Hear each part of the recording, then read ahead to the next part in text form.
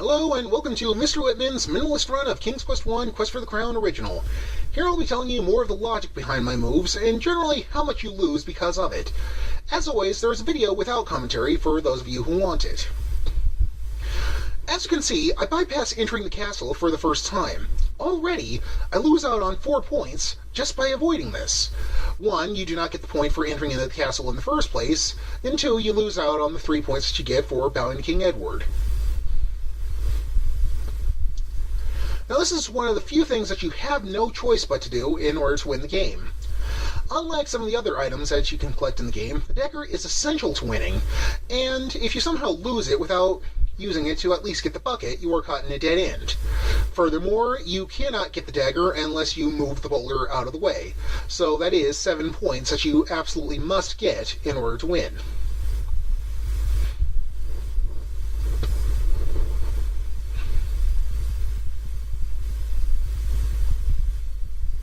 I always found this to be fairly annoying. However, in order to avoid the wolf, whom I decided was a character you did not actually need to see in order to finish the game, this is the fastest route to go, which is swimming.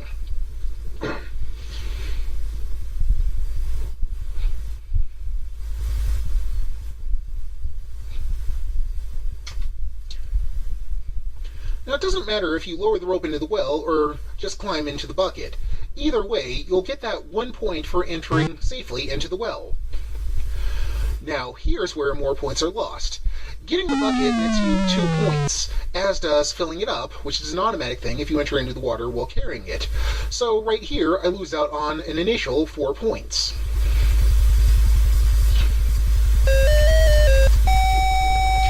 Defeating the dragon with the dagger will not only not grant you points, you'll actually lose 2 points for doing it. This does force you to gain 2 points by returning up the well instead of going out through the cave, but overall, without getting the bucket, you lose the 5 points you would have gained for beating him with the water, and the 4 for not getting or filling the bucket, plus the extra 2 you get for refilling the bucket from entering the well with it, so you lose a grand total of 11 points.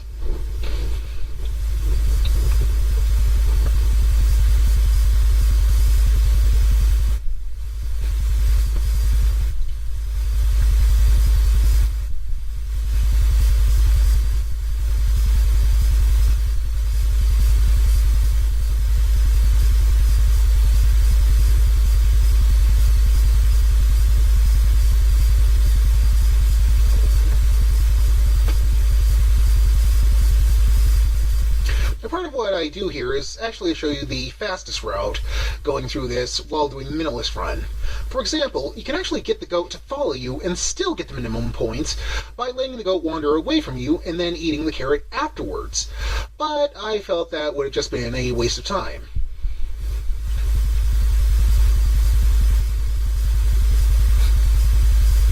Here we get our first optional treasure. The Pouch of Diamonds is one of the 2 treasures that will initially grant you a total of only 6 points. Initially, I tried not opening the pouch and just offering that to the troll and rat, so that way I would only gain 3 points and lose 6. However, neither one of them is willing to take it unless you know what's in it. How they know that Graham knows what's in the pouch is beyond me.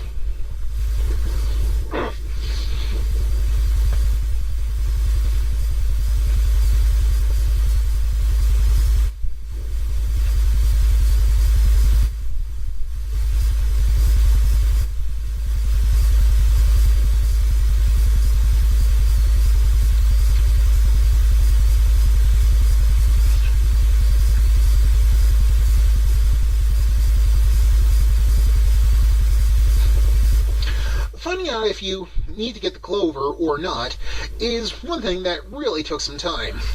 I actually played through the game once trying to just get the shield first, so I could see if it was possible to reach the shield without getting caught and then using the shield's protective powers to ward off the leprechauns. After many tries, I discovered that you actually can get the shield without getting caught, but having the shield won't protect you from the leprechauns, and your pursuer gets so close that escape is not an option.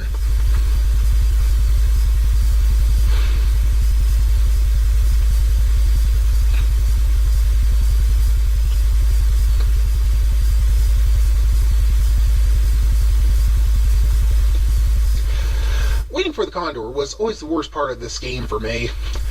I always had the idea about being carried through the sky by a bird, but when I first played this, I felt I was being mocked. However, to be perfectly honest, I'd also often fantasized about it when I first played this when I was around 8 years old.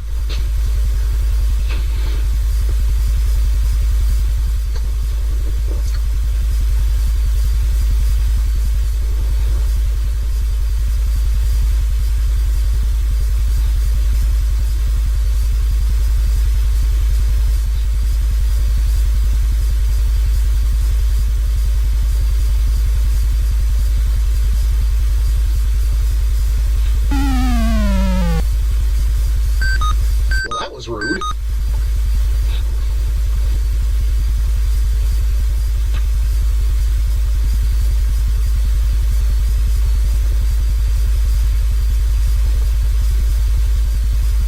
Seems that safety in most countries does not actually apply in Daventry. We see here that Graham picks up a mushroom that he knows absolutely nothing about. Now, of course, most of us are taught not to do that since mushrooms are typically poisonous. But it seems that mushrooms are not poisonous in Daventry.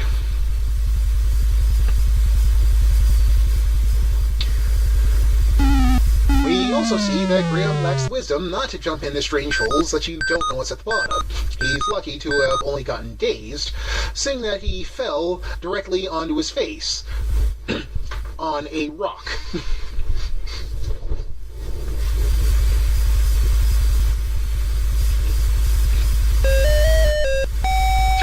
Getting past this rat by giving him a treasure instead of giving him the cheese really loses you a lot of points, and it allows you to avoid one of the game's submissions altogether.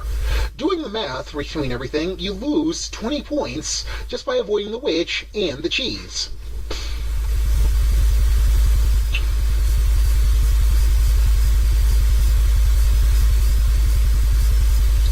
This is another part where the chosen technique loses you more points than just the initial loss you see from using the bad technique. By not bothering to get the fiddle, you can avoid the bowl and the woodcutter, so you lose 12 points there, coupled with the loss of the 9 that you would get for using the fiddle and getting the scepter. So overall, you lose 21. This part I never understood. Graham takes the shield as inconspicuously as possible. How can the leprechauns not notice a big shield like that has gone missing? If they're going to leave him alone anyway, why would he be careful about pilfering what they've already stolen? Sheesh, I'm glad that sound is gone. Always hated it.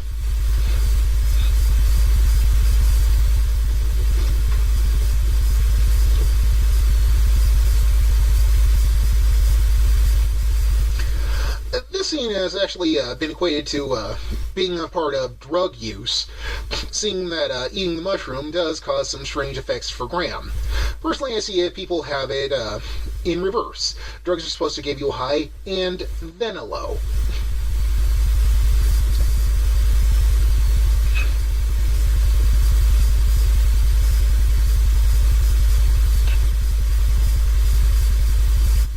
The sorcerer does make an appearance here.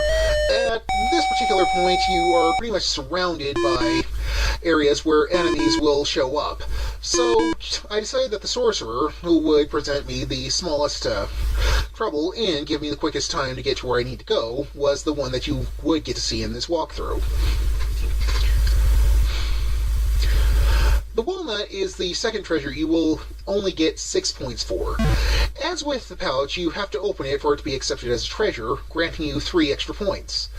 However, this leads to a grand total of 6. The main reason you can't get the golden egg is that while getting the egg itself only grants you 6 points, you get 2 points for climbing the tree, so getting the egg gets you 8 points in total.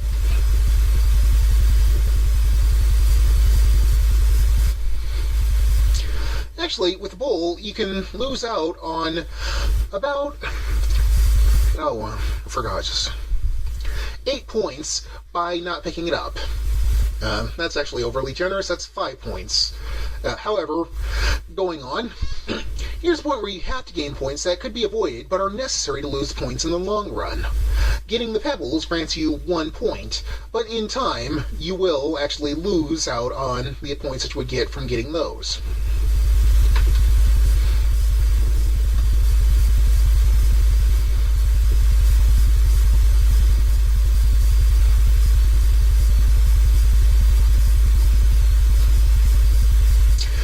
giving both the rat and the troll treasures for passage, you actually lose the points that you gained for finding the treasures, and the points you would have gained for getting rid of them the right way. Therefore, with the rat, you end up losing 8 points, and the troll, you end up losing 10. And that's not including the points you would lose for just not getting the goat to follow you by picking the carrot and showing it to him.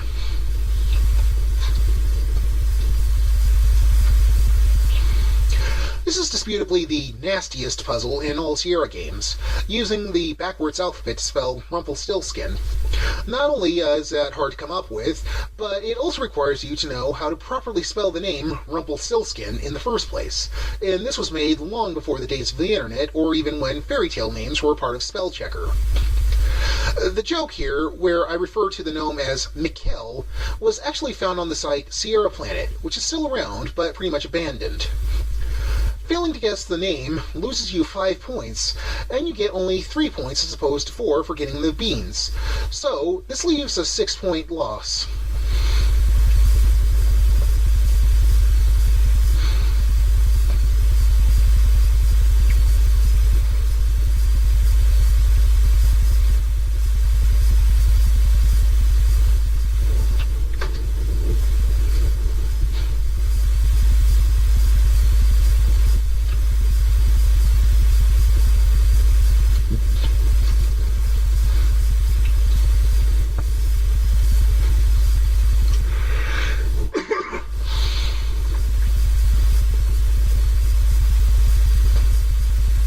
When I first played this game, I had no clue that these were carrots, and couldn't for the life of me figure out how to get one. I did actually try a number of other vegetables, ranging from tomatoes to cucumbers, but for some reason, carrot just never came into my mind.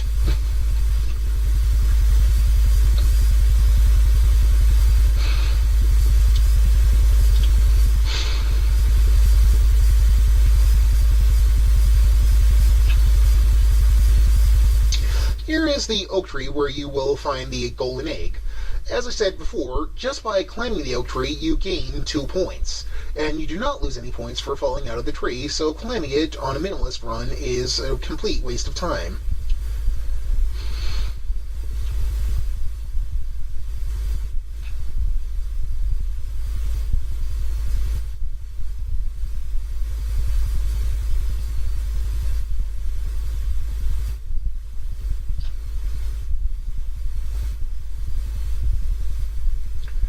In spite of the fact that unlocking the door does gain you 2 points, planting the beans also grants you points. So, overall, going through the door still will give you the lowest amount of points. And although this is the lesser points path, I actually feel that this is the better way to go. Not only is it easier, it actually explains why you find this cave and staircase in King's Quest III. Never having used this path before, I never got this far until hint books came out, I had no clue why there would be a staircase to a Cloudland when I made it to King's Quest III.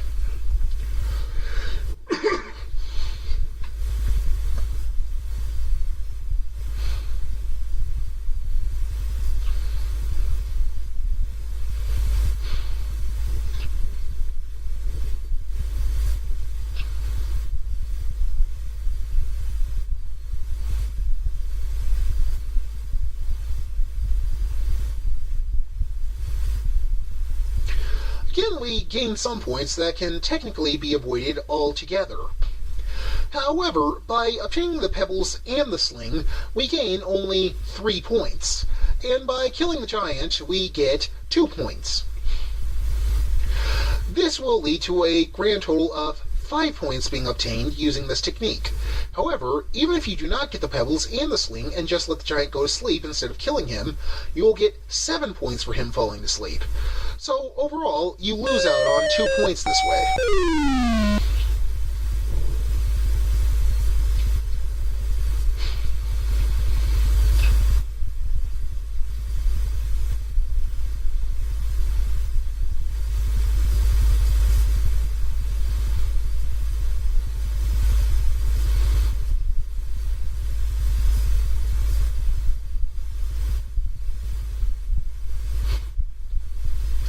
Entering into the cave on the way back was always one of the worst parts of the game for me. You will often run into the gnome, who's running around on the staircase, and while it is possible for you to escape him in this particular version of the game, it did lead to a pretty annoying situation where I would have to come in and go back out multiple times. The real problem is that if the gnome does manage to reach you, if you're carrying any of the 3 magic treasures, even if you have other treasures that are not required to finish the game, the gnome will steal the magic treasure from you, and therefore make the game unbeatable. They were particularly nasty about that sort of thing in those days, weren't they?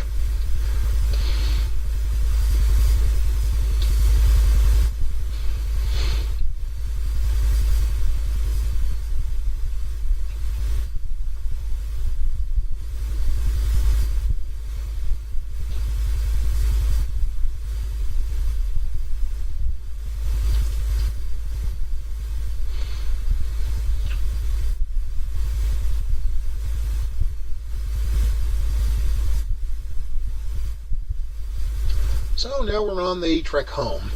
Unlike the original King's Quest, or the remake of King's Quest, I should say, there really isn't much to say anything about this version of the game.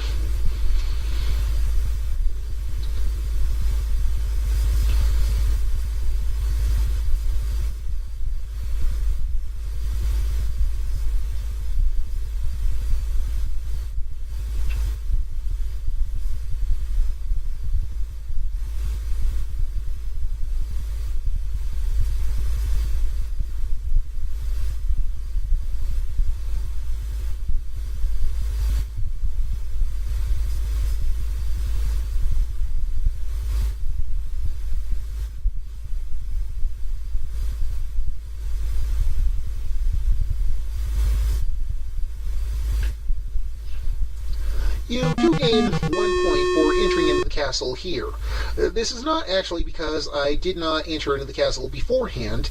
You actually will gain 1 point for entering into the castle while holding all 3 treasures. This single point will not actually be compounded with the point that you gain originally if you did not originally enter without the treasures.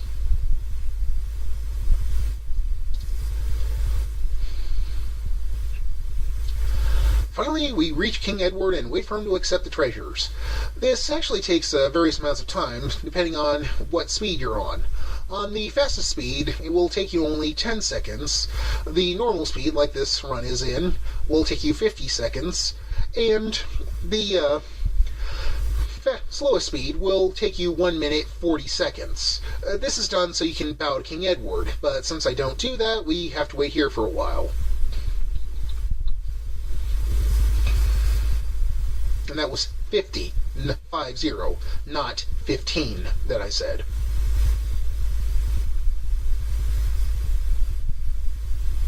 Come on, come on.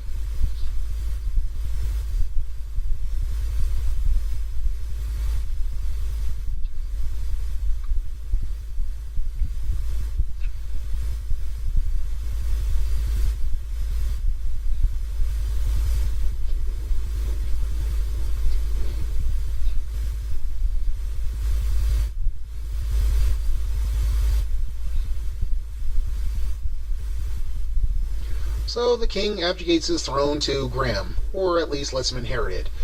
However, does Graham tend to the dead king? Does he let anyone know that the king died?